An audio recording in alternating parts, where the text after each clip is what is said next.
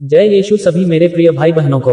मैं तुम्हारा भाई हरीश पवार। इस चैनल पर आपका स्वागत है। आज प्रभु हमें कहता है, आकाश और पृथ्वी बनाने वाले परमेश्वर पर विश्वास करो। पवित्र बाइबल वचन आज हम सुनने जा रहे हैं। आकाश और पृथ्वी की सृष्टि कैसे हुई। मेरे प्रिय भाई बहनों, आज के साइंटिस्ट वैज्ञानिक लोगों का मानना है कि ये सृष्टि अपने आप बनी है, परंतु दोस्तों मैं ये बताना चाहता हूँ, इतनी सुंदर यह सृष्टि है और इस सृष्टि में परमेश्वर ने हमें अपने स्वरूप में बनाया है। ये सृष्टि अपने आप नहीं बनी, यह मालूम पड़ता है। तो उस सृष्टिकर्ता परमेश्वर को इस वचन के जरिए से समझते और जानते हैं कि परमेश्वर ने इस जगत को, इस संसार को और हम मनुष्यों को कैसे बनाया। आइए शुरू करते हैं। ये वचन पवित्र बाइबल में से उत्पत्ति 1 अध्याय उसके 1 वचन से लेकर 31 वचन तक देखेंगे। प्रभु आपको आशीष दे। आदि में परमेश्वर ने आकाश और पृथ्वी की सृष्टि की, और पृथ्वी बेडौल और सुनसान पड़ी थी, और गहरे जल के ऊपर अंधियारा था, तथा परमेश्वर का आत्मा जल के ऊपर मंडलाता था। तब परमेश्वर ने कहा, उजियाला हो, तो उजियाला हो गया। और परमेश्वर ने उजियाले को देखा कि अच्छा है, और परमेश्वर ने उजियाले को अंधियारे से अलग किया। और परमेश्वर ने उजियाले को दिन और अंधियारे को रात कहा, तथा सांझ हुई फिर भोर हुआ। इस प्रकार पहला दिन हो गया। फिर परमेश्वर ने कहा, जल के बीच एक ऐसा अंतर हो कि जल 2 भाग हो जाए।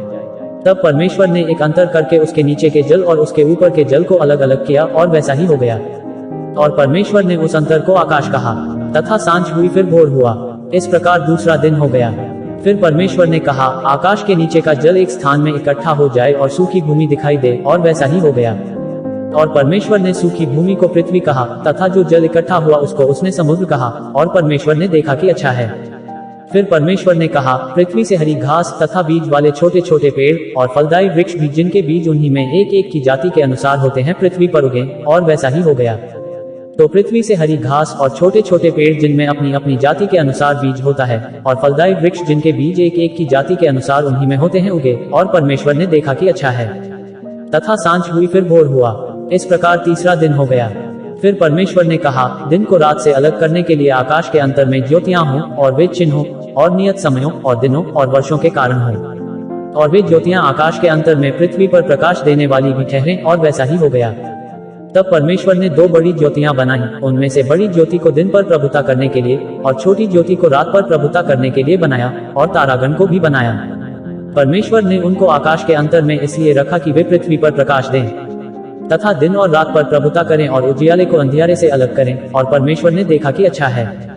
तथा सांझ हुई फिर भोर हुआ। इस प्रकार चौथा दिन हो गया।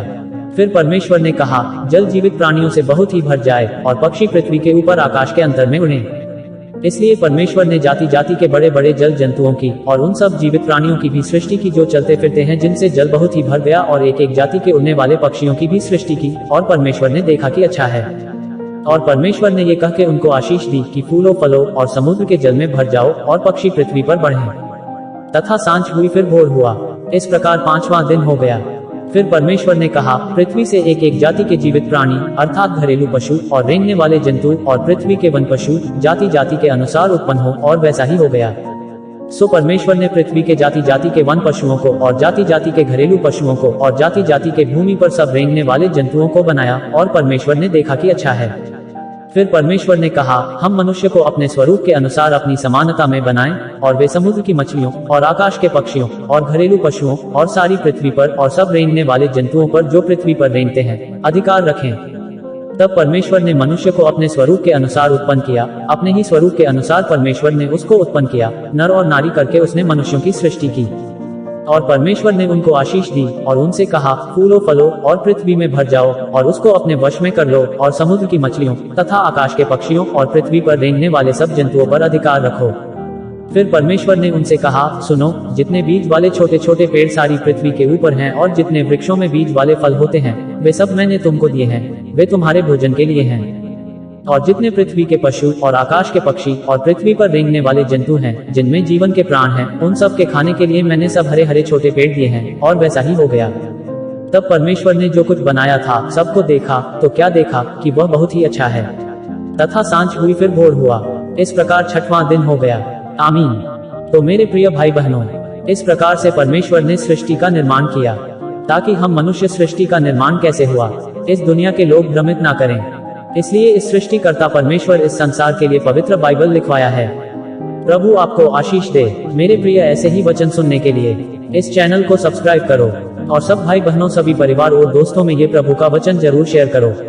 और उत्पत्ति का दूसरा अध्याय सुनने के लिए वीडियो के स्क्रीन पर दिए गए वीडियो पर क्लिक करो। आज प्रभु हमें कहता है, मैं ही सृष्टिकर्ता परमेश्वर हूँ। इस वचन के द्वारा प्रभु आपको आशीष दे। जय यीशु मेरे प्रिय भाई बहनों।